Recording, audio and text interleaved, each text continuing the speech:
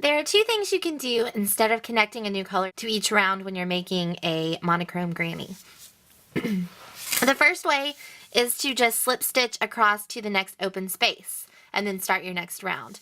So to do this, I have my first granny square here, and I've finished it off by doing a slip stitch in the top of the building chain.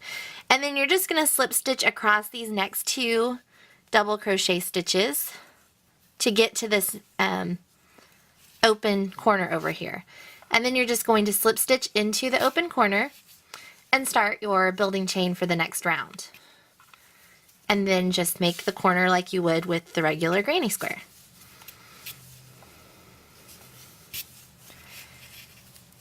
Kind of move my stitches over a little bit, and then make the corner and do the rest.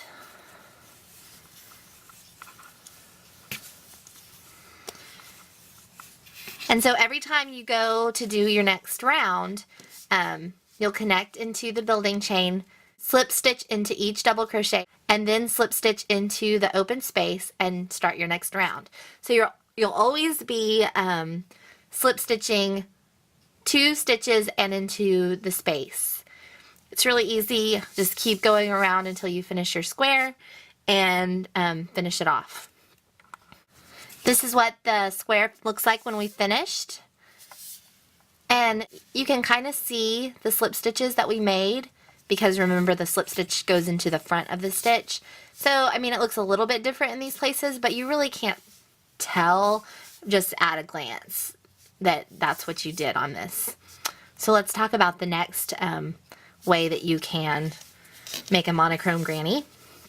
The next way is to turn your piece at every round. So we've done our first round. We're going to do our turning chain this time because we're actually going to turn the piece. And then you just make your 2 double crochets into this corner and make the corner.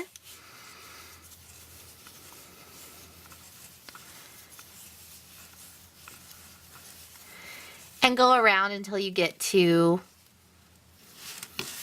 here, and then you make another turning chain and flip it around again and go around the front. So it looks a little bit different. I'm going to go ahead and finish this one and show you what it looks like. So when we get to our third round, it's going to be a little bit different, because we're going to, instead of being in a corner this time, we're going to be in the side. But go ahead and do 2 double crochets in the side, and then continue on. And as long as you're just following your formula for the granny square, you'll be fine. And just complete this final round.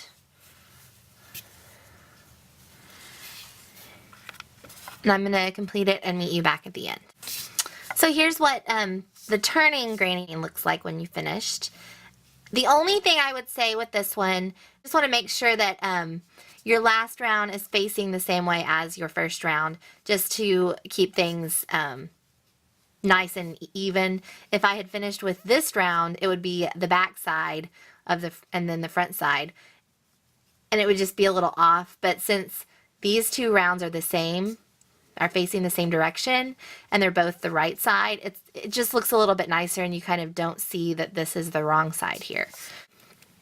Here are my 2 different ways side by side. Sorry I didn't weave in my ends on these. I was being lazy. So you can kind of see the differences in them. All of these are facing the right way. The second row of this one is the wrong side, but it's not, completely awful to look at. I think both ways are fine. Otherwise, I wouldn't have taught you this way. I think that doing the granny square this way kind of adds a little texture that's different, because you have that wrong side row in there. And it's kind of desirable. It brings your eye towards it a little bit more. It's not like everything is the same on each row. So you do it whichever way that you want to. Again, this one has the slip stitches to the next corner, and you're only going to see the slip stitches if you're looking really closely. And then this one, we've turned each row so there aren't any slip stitches, and there's a wrong side on every other row. but use whichever technique works best for you.